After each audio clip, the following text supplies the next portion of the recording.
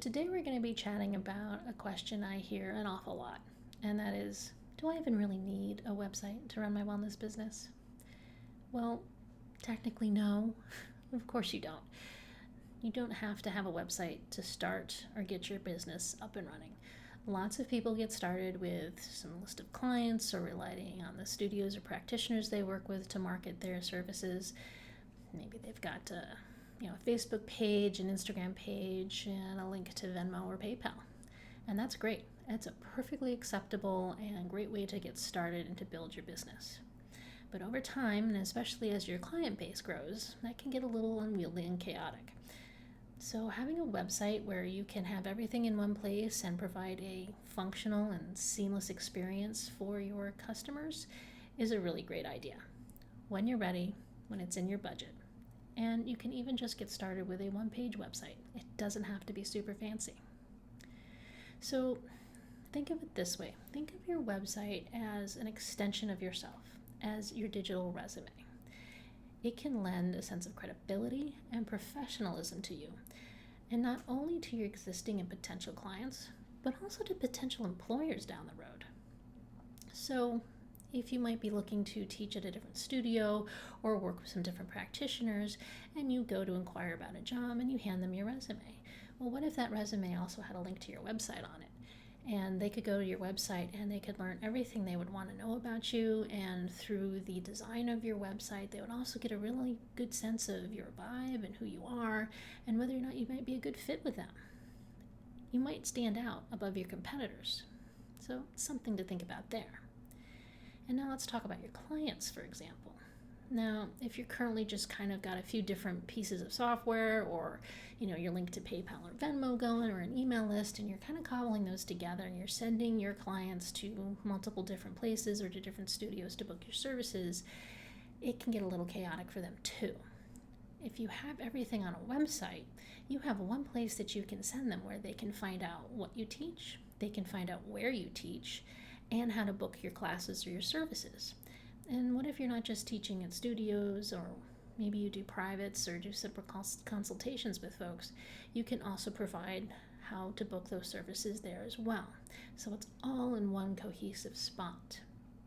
Now, one thing to keep in mind here is you may think, well, if I work for a studio or a different practitioner, they take care of that for me. I don't really have to worry about it.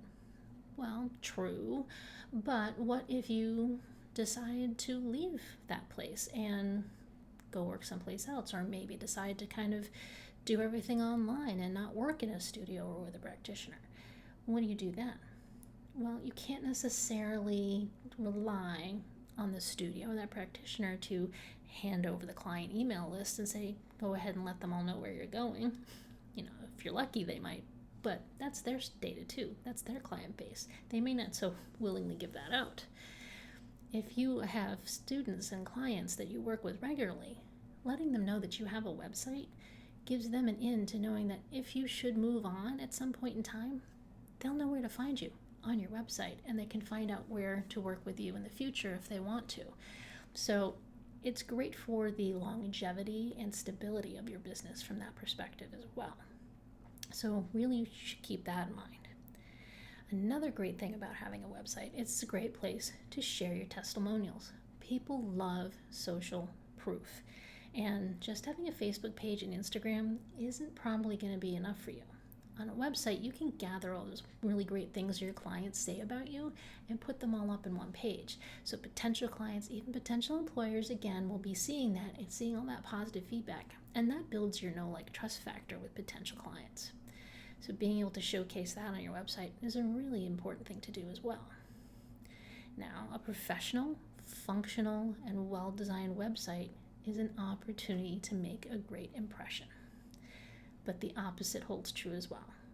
If it's poorly designed, or if it's out of date, or has missing links or broken links, it's going to have the opposite effect.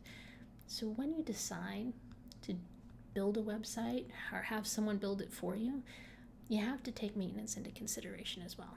You need to think about keeping it simple and making sure that you're going out there on a regular basis and keeping your information up to date.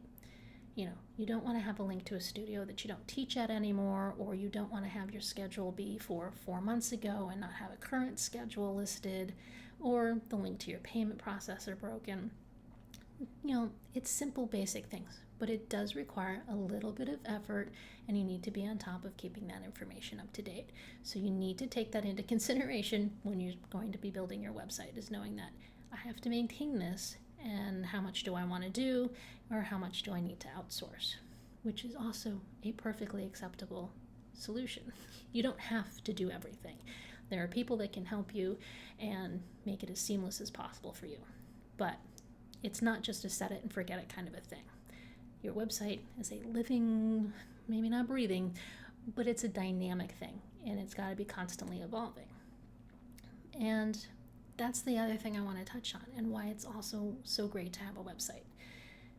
It is something that can grow and evolve with you and your business. So you may start out with a simple one-page website with just the basics. But then you get more comfortable, or you add on more services, or there's more information you want to share, or maybe you start to have more online offerings, and you can grow your website to start to include those things as well. Maybe you want to start selling some products, or start a blog, or maybe you're doing a podcast, or maybe you want to start offering memberships. These are all things that you will be able to add into your website over time. So it can grow with you, and it can grow with your business. It's not set it and forget it. And you'll change over time. Your website will change over time. You may redesign it a few times. That's all okay. The one thing, before I let you go, that I want you to remember about having a website is not, oh, it's a lot of tech, or oh, it's this and that, and it's too overwhelming to think of trying to keep all those things in one place. No. It can be done by anyone.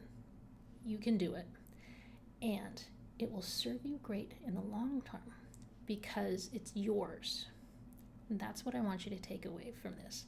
Once you build a website and put your business out there on your website, that website is yours. You own it. What it contains, how it looks, what you offer through it is yours. If you're collecting emails or selling products, you're not relying on anybody else. You're not relying on a third party or another studio or a practitioner to do that work for you, or expecting that they're going to hand that stuff over to you. They own it, not you. Your website is yours, and what you do there, what you offer there is yours. So you have control over that.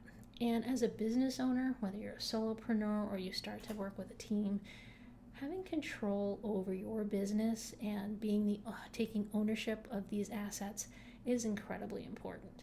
And a website is a great place to start. So I hope you find that helpful. And if you have any questions or thoughts about this, please leave me a comment down below. And to help you out, don't forget to download the free guide that I have linked in the description. It's called What to Know Before Starting Your First Website. It's a guide for wellness professionals. And in that guide workbook, I will walk you through the 3 main things that you need to consider before you start your first website, so that you can move forward with confidence whenever it's time for you to get started on your website. Thanks so much for watching, and I'll see you again soon.